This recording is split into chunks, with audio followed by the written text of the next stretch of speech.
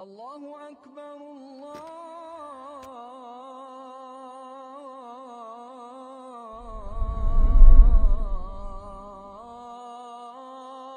أكبر. بسم الله الحمد لله والصلاة والسلام على رسول الله أما بعد السلام عليكم ورحمة الله وبركاته. Так как этот месяц Корана, месяц, в котором был ниспослан Коран, хотел бы поговорить о тех правилах, которые есть в Коране. Аллах Субханаху ва Тааля в этой книге нам указал не только, как надо поклоняться, но и указал и обучил жизненно необходимым правилам, которые нам очень сильно пригодятся в этой жизни, для того, чтобы прожить эту жизнь счастливо, в спокойствии и в порядке. И первое правило, которое хотелось бы взять, это «Вакулю линнаси хусна». Хам кешелерге яхшы сүз генә әйтегез. Яхшы сүз генә әйтегез. То есть и говорите людям хусна, хорошие слова. Кеше табигаты белән ул мәдәни диләр галимнәр.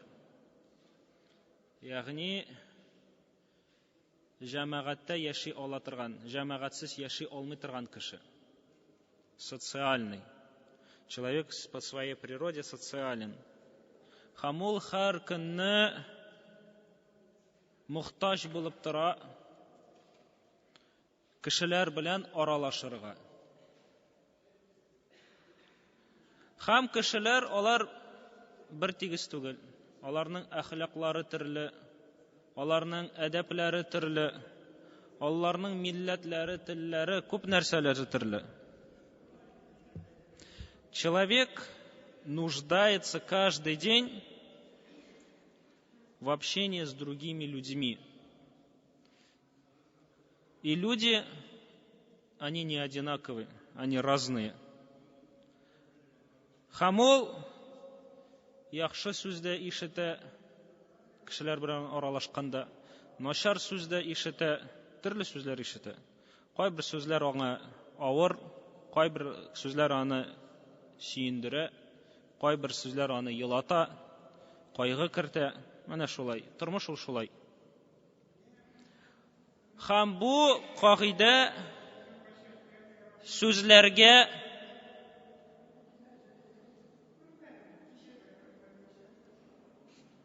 сөйләшергә өйрәтә. Сүзләрне ничек сайларга һәм ничек сөйләшергә өйрәтә. Һәм бу кагыйдә Коръәндә бик күп кабатлана.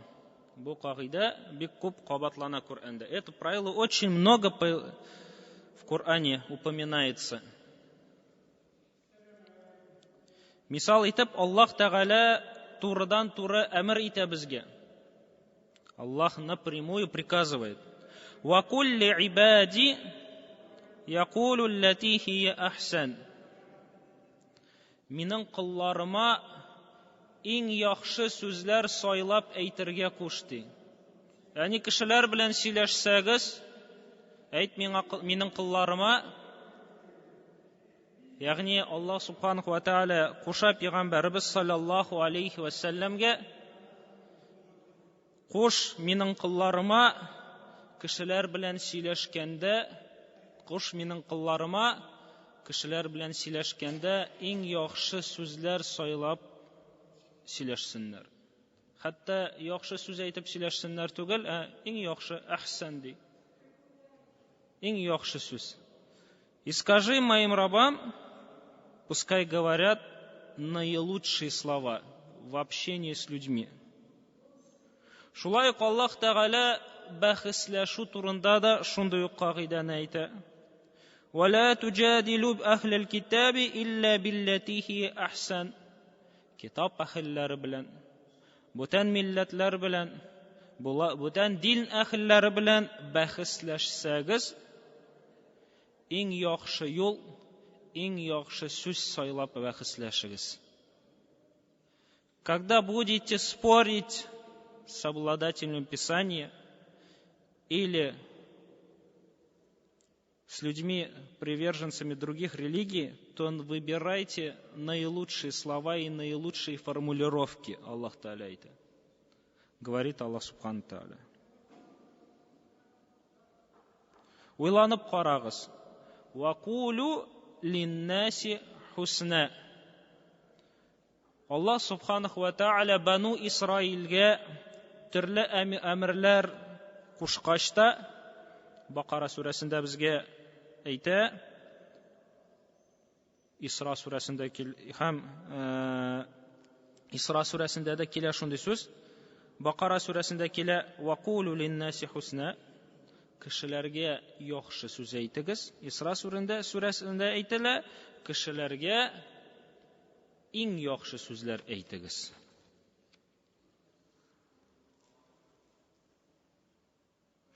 Һәм менә бу кешеләргә хусна әйтегез дигән аның бүтән кырааты да бар.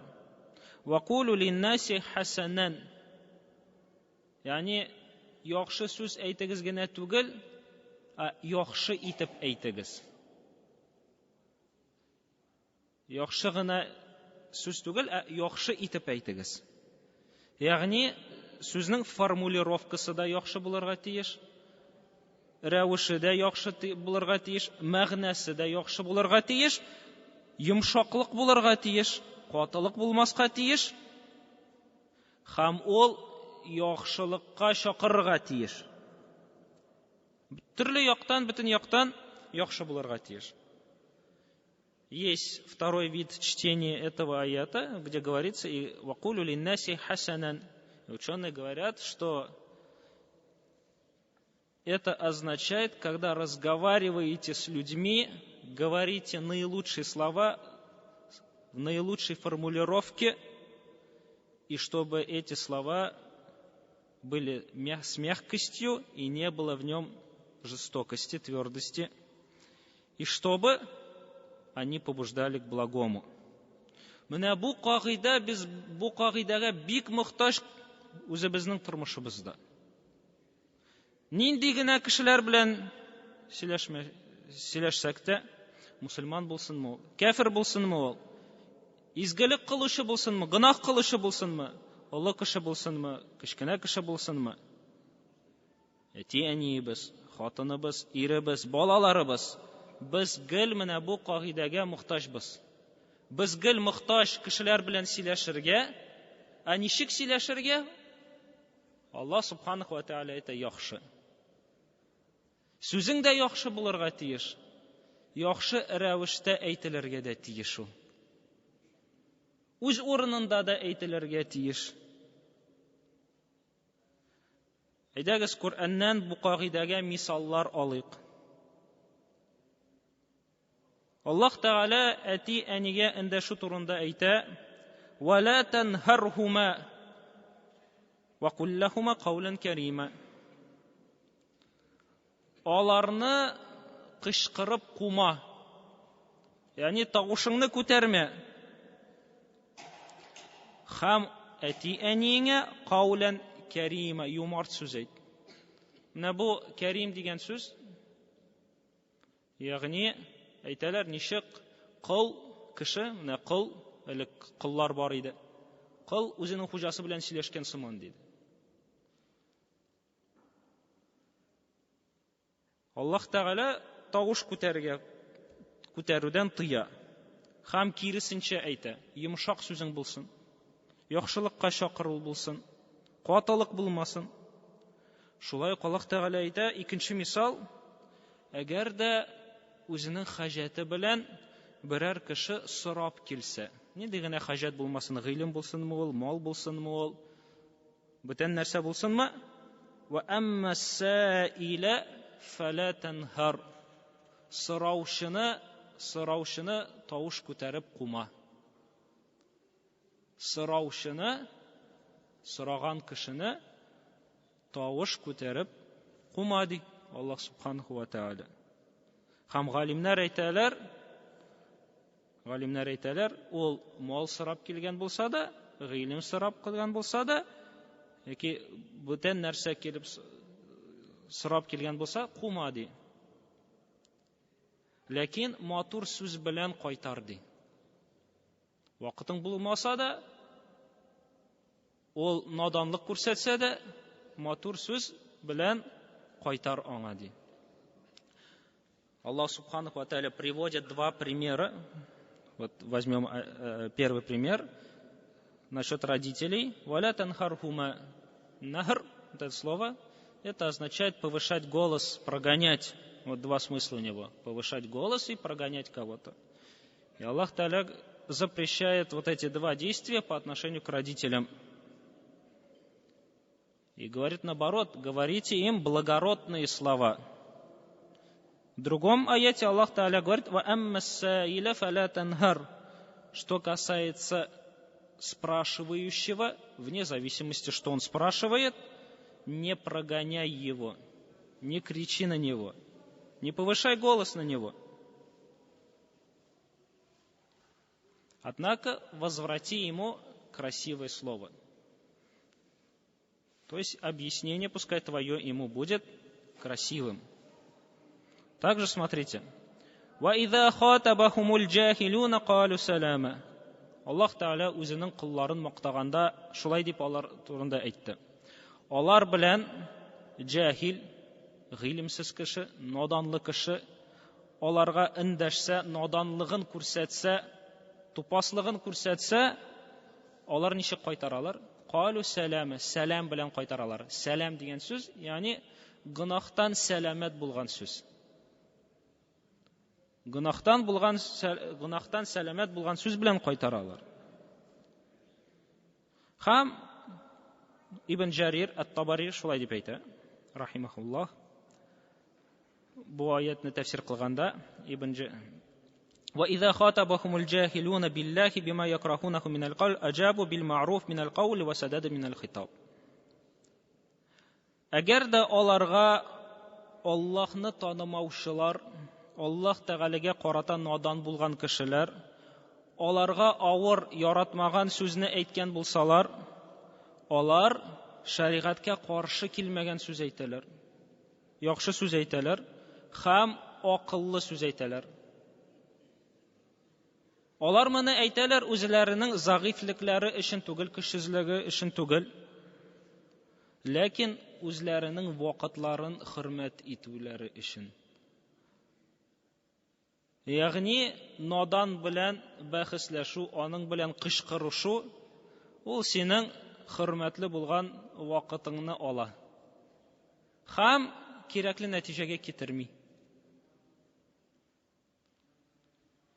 Ибн Джарир ат-Табари, объясняя аят, и когда к ним обращаются невежды, они возвращают слово без греха, объяснил этот аят так. Говорит, если к ним обращаются невежды, которые не знают Аллаха, теми словами, которые недовольны мусульмане, не любят, которые мусульмане, мусульмане же как отвечают им?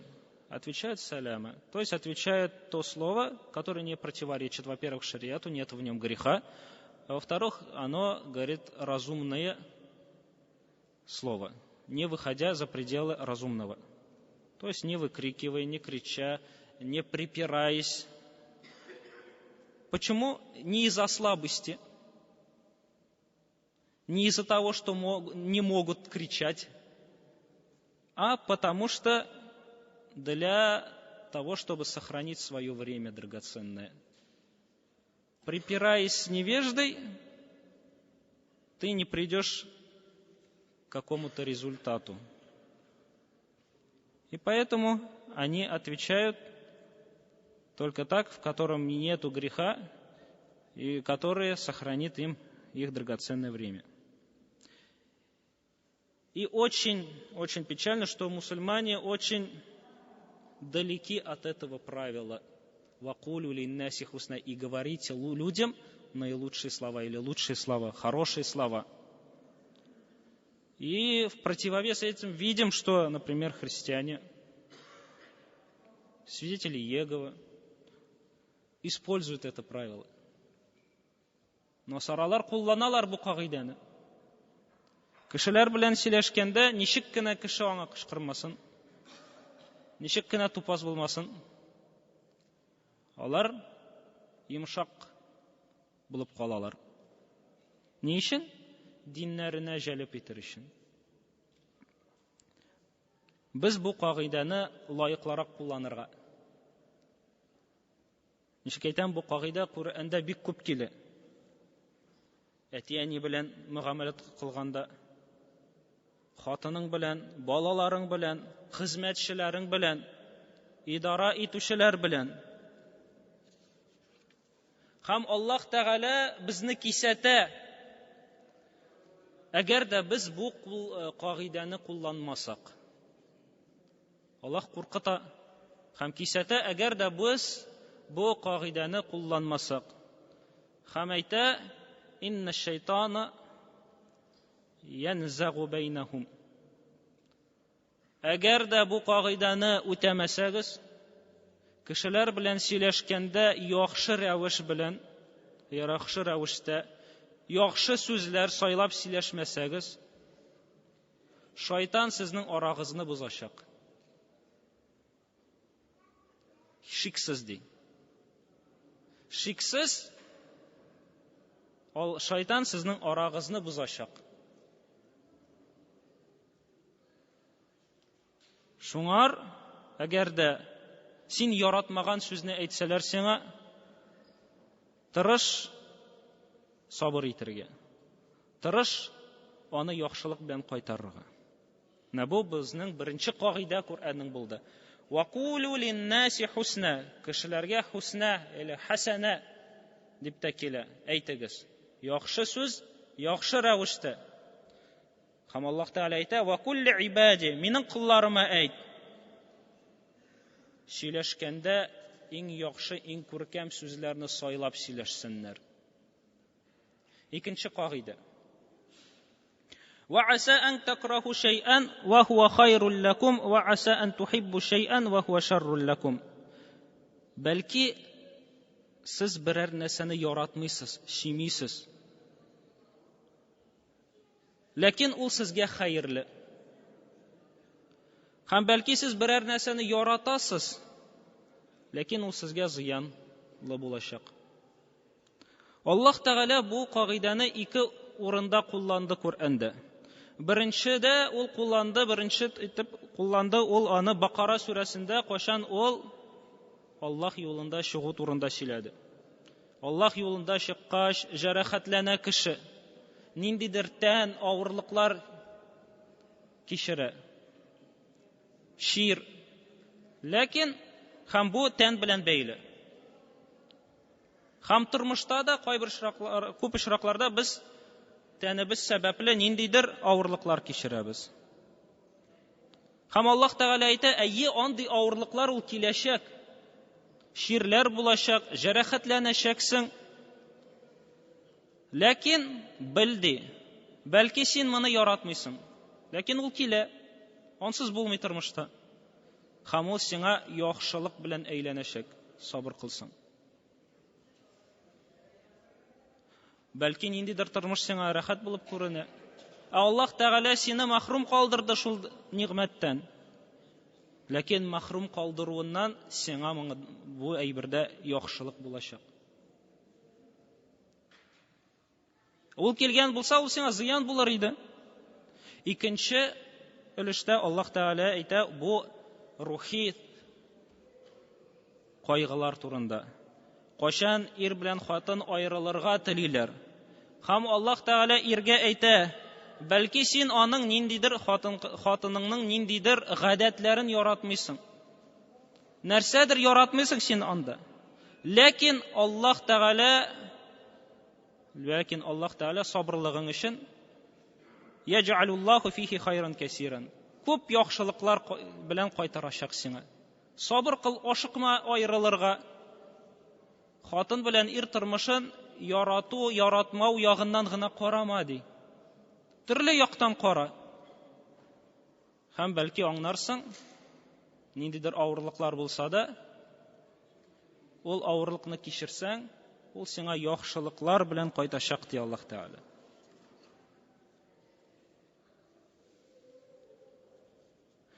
Күпме кеше кайбер очракта ниндидер максат куя, һәм шул максатка ирешер өчен көч түгә.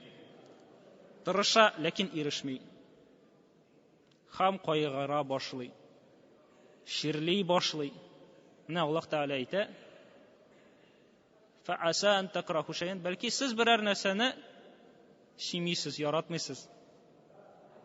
Аллаһ Тәгалә сезгә бу әйбердә яхшылык әзерләде. Бәлки сез берәр нәрсәне яратасыз, ирешергә телисез, Аллаһ Тәгалә бирми, чөнки ул сезгә зыянлы.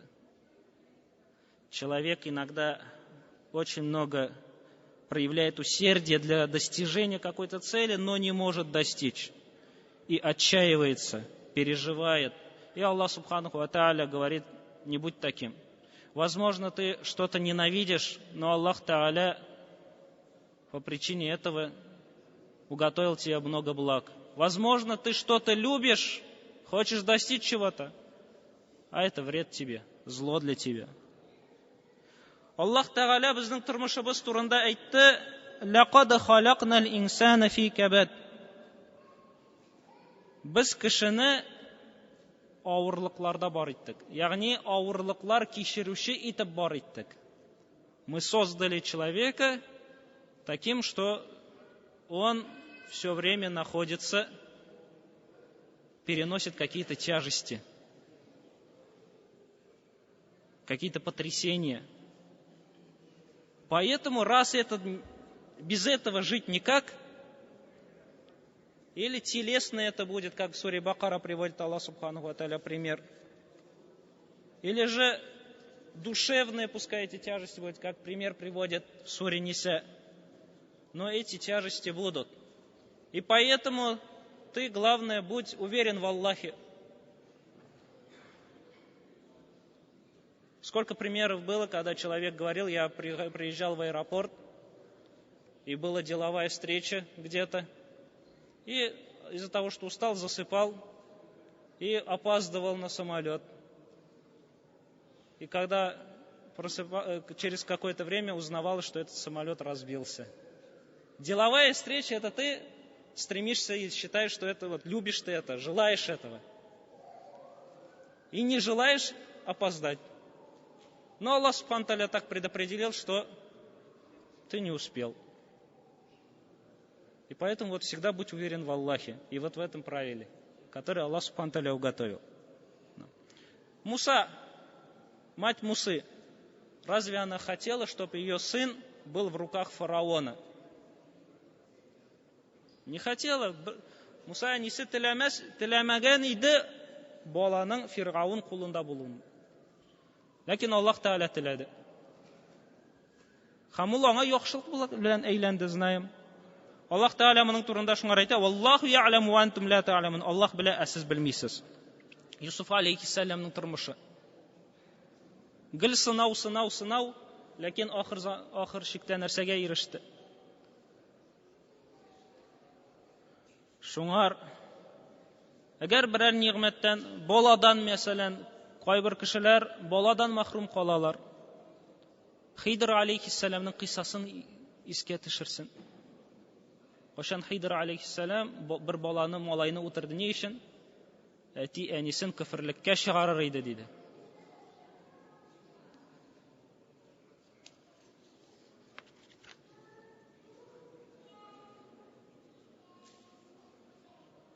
Умму Сәләмә, Абу Сәләмә үлгәч тә аңа әйттеләр: "Кыл әле дуга. Я Аллаһ Тәгалә минең авырлыгым өчен, кичергән авырлыгым өчен әҗерне бир, һәм аннан да яхшыракны алмаштырып бир." Һәм аңа бу дуганы кылырга дигәч тә ул әйтә: "Абу Сәләмәдән дә кем яхшырак була аласың? Үлгән иремнән дә яхшырак ир булмаячак", диде. Ләкин дугасын кылды. Һәм ниндидер вакыт үткәч Пәйгамбәрбез саллаллаху алейхи ва саллям өйләнде. Без кайбер очракларда кайгыру сәбәпле, ачу сәбәпле, төрле тормыш авырлыклар сәбәпле күп нәрсәне күрмибез, онытабыз, белмибез. Наданлыгыбыз да бар. Һәм шуңар мәсьәләне төрле яктан карамыйбыз. Пәйгамбәрләрнең тормышын өйрәник. Күпме шулай булды? Шуңар бу кагыйдә.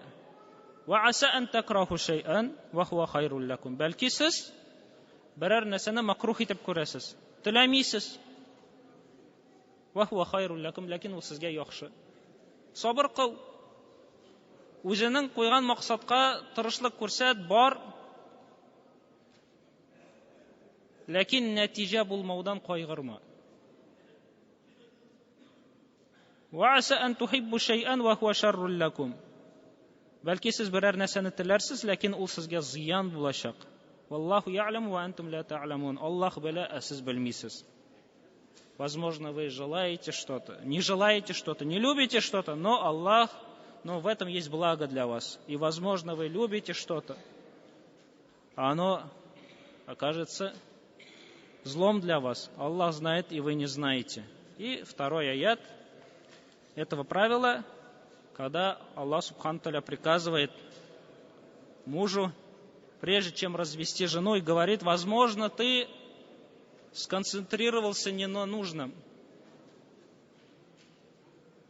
Увидел что-то, что тебе не нравится, и все свое внимание отдал этому. Поэтому Аллах Субхану Тааля говорит: возможно, вы что-то не любите в своей жене, но Аллах по причине этого возместит вам многими благами. Потерпите, посмотрите свою жизнь с разных сторон, не торопитесь. Несчастные случаи часто приводят к хорошим результатам. И наоборот, некоторые победы оказываются злом. Поэтому вот эти два правила. Первое.